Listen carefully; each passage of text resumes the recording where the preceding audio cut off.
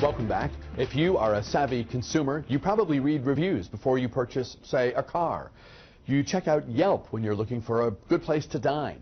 You want the same kind of information when you trust a doctor. But the 7 on Your Side I-team found that the public websites you go to are missing something big.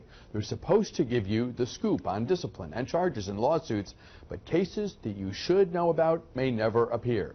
Tonight at 11 p.m. on our sister station ABC 7, the I-team will show you why complaints against doctors that involved settlements and injuries can be kept from public view. They discovered cases where doctors handed over more than $1 million in lawsuit settlements, but you won't see them on their public page. The same is true even when a patient dies.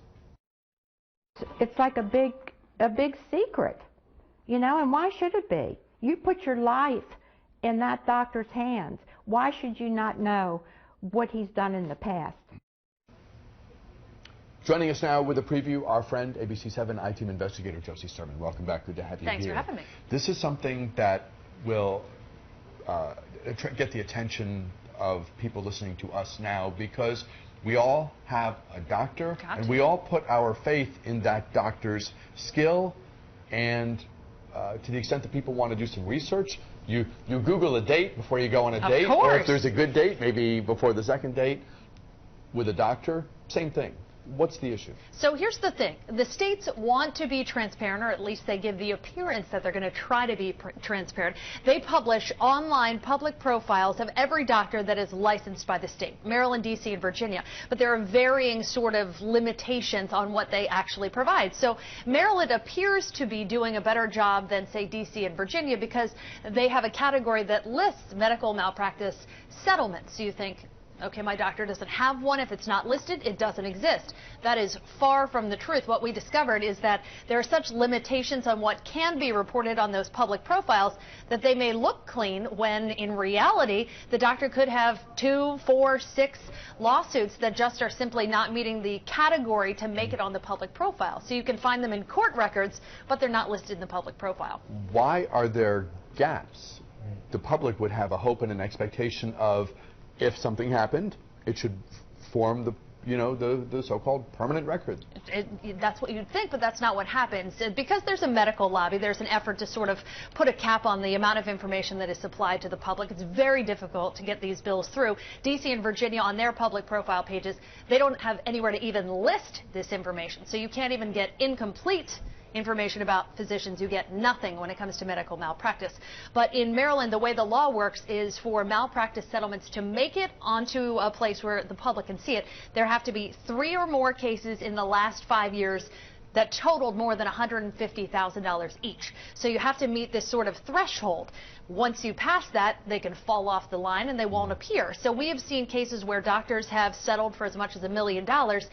You would think that is a considerable admission of something happened in this case. They may not admit wrongdoing, but if my doctor settled $1 million case that involved a surgery that was done the wrong way, I'd still want to know. I don't care that it wasn't 3 of them. It would impact my decision. So we found cases with $1 million settlements, cases where patients have died, patients were severely injured, but because there were not 3 of $150,000 or more in the last 5 years, they don't exist. When you talk about the medical lobby, we're talking about the organizations that represent doctors who work with and try to persuade elected leaders at the city council level and the state legislature and elsewhere to do things that they feel are in the best interests of doctors who sometimes encounter difficult situations. And if there's a settlement, it doesn't mean they're a bad doctor. The public could look online, find that something happened, and sort of get the false impression about someone who they would argue is a good doctor but had a difficult case. Absolutely, and that is the flip side to the argument, is that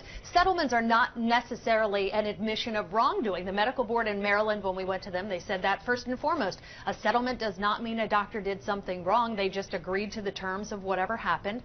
Many of these settlements are confidential. So the problem is it paints an incomplete picture for you as a patient. Do you want the information and then you can go seek it out additional details. You could ask your physician about it if you knew and then decide. That's sort of the problem, is you don't get that liberty. You don't get that option. And it's not as though the state medical boards are not aware of these lawsuits. Starting back in the 80s, Congress established the National Practitioner Data Bank, which tracks every single malpractice settlement ever made against any doctor, against hospitals. They are keeping all of this.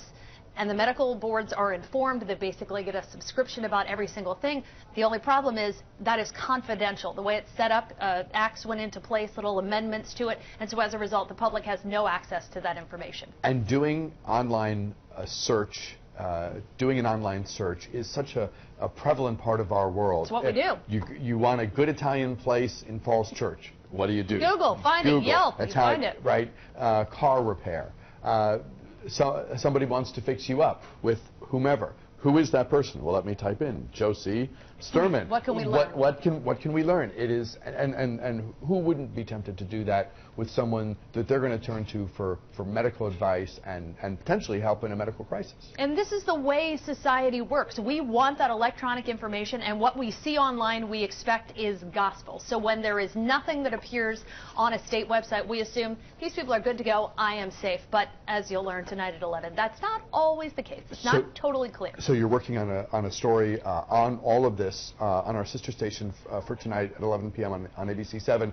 Give us a sense of what folks will see in your reporting tonight. So we're going to expose this problem that exists, and additionally we're going to talk about a local doctor who is an example of this problem. Has at least 5 medical malpractice and wrongful death lawsuits, but his record appears clean on the Maryland Board of Physicians. So you go to this guy, you think, okay, everything is fine.